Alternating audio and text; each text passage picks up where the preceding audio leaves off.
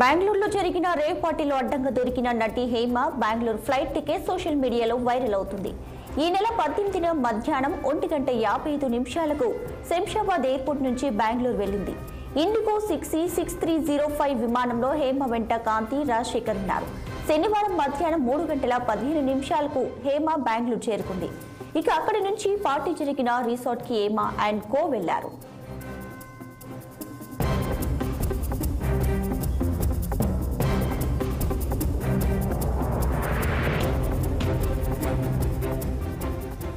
తాను పార్టీలో లేనంటూ హేమ ఈ డ్రామాకు తెరలేపింది. హైదరాబాద్ లోనే ఉన్నానని హేమ కాకమ్మ కబుర్లు చెప్పింది.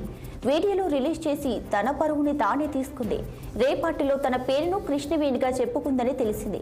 బెంగళూరు రే పార్టీలో హేమ పాల్గొన్నారని చెప్పేందుకు ఈ ఫ్లైట్ టికెట్ కీలక ఆధారంగా చెప్పుకోవచ్చు. అటు హేమ ఆ పార్టీలో ఉందని, ఆమె డ్రగ్స్ టెస్ట్ లో పాజిటివ్ వచ్చిందని పోలీసులు కూడా చెబుతున్నారు.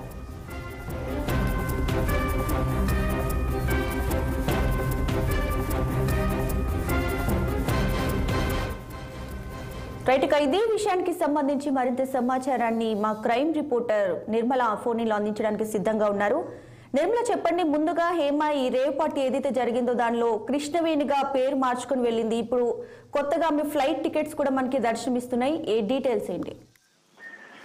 ఎస్ దీపిక, ఇప్పుడు ఈ రేవ్ పార్టీ ఏదైతే ఉందో ఈ రేవ్ పార్టీ కేసు అనేది కూడా చాలా సంచలనం కూడా సృష్టిస్తుంది. గంటకు ఒక కొత్త మలుపు తిరుగుతుందని కూడా చెప్పుకోవచ్చు.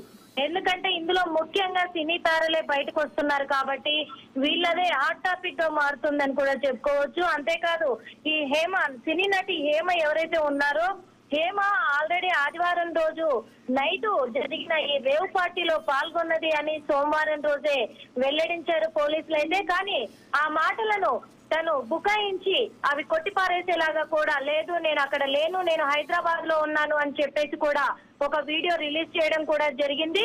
అది మళ్ళీ మరుసటి రోజు కూడా ఒక కుకింగ్ వీడియోను కూడా తను విడుదల చేసి కూడా నేను అక్కడ లేను అని నిరూపించుకోవడానికైతే చాలా అంటే చాలా ప్రయత్నాలు కూడా చేసిందని కూడా చెప్పుకోవచ్చు. కానీ అసలు విషయం బయటకు వచ్చేసరికి బ్లడ్ శాంపిల్స్ అన్ని కూడా సేకరించిన పోలీసులు మరి డ్రగ్స్ తీసుకున్న వాళ్ళందరూ కూడా ఈ రోజు బయట పెట్టడంతో కూడా రిపోర్ట్లన్నీ బయట పెట్టడంతో కూడా మరి రేవ్ పార్టీలో పట్టుబడ్డది హేమ అని పకడ్బందీగా కూడా కన్ఫర్మ్ అయిపోయింది. ఇప్పుడు ఇది కన్ఫర్మ్ అయిన తర్వాత కూడా, ఎందుకంటే ఆ ఒక్క రుజువే చాలదా, అది కన్ఫర్మ్ అయినాక కూడా మరి వాళ్ళు పోలీసులు అయితే నోటీసులు జారీ చేయడంతో తనతో పాటు కొంతమంది ఇంకా సినీ తారులకు కూడా వాళ్ళు నోటీసులు జారీ చేయడంతో హేమ మళ్ళీ కూడా నేను కాదు అని కొట్టిపారేయడానికి కూడా తనైతే ఏం చేసుకుంటారో చేసుకోండి, నేను సమయం వచ్చినప్పుడు బయటికి చెప్తాను, ఇప్పుడు నేను ఎవరికి సమాధానం చెప్పాల్సిన అవసరం లేదు అనే ఒక టాక్ కూడా వినిపించింది మనకి.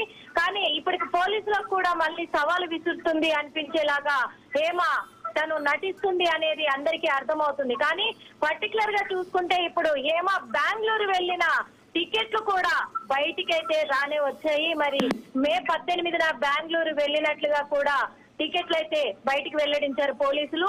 అందుకు తనని ఇప్పుడు నోటీసులు జారీ చేయడమే కాకుండా మరి అదుపులోకి తీసుకొని తనకు కౌన్సిలింగ్ ఇచ్చే అవకాశాలు కూడా ఉంటాయని కూడా తెలుస్తుంది. కానీ మొత్తానికైతే దీనికి ఈ పార్టీలో దాదాపు 200 మంది పాల్గొనడంలో అందులో 109 మందిని బ్లడ్ శాంపిల్స్ తీసుకొని కూడా వాళ్ళను డ్రగ్స్ తీసుకున్నారా లేదా టెస్ట్ చేయడం జరిగింది. ఈ డ్రగ్స్ లో మాత్రము దీంట్లో 96 మంది డ్రగ్స్ తీసుకున్నట్టుగా కూడా పోలీసులు అయితే నిర్ధారించారు.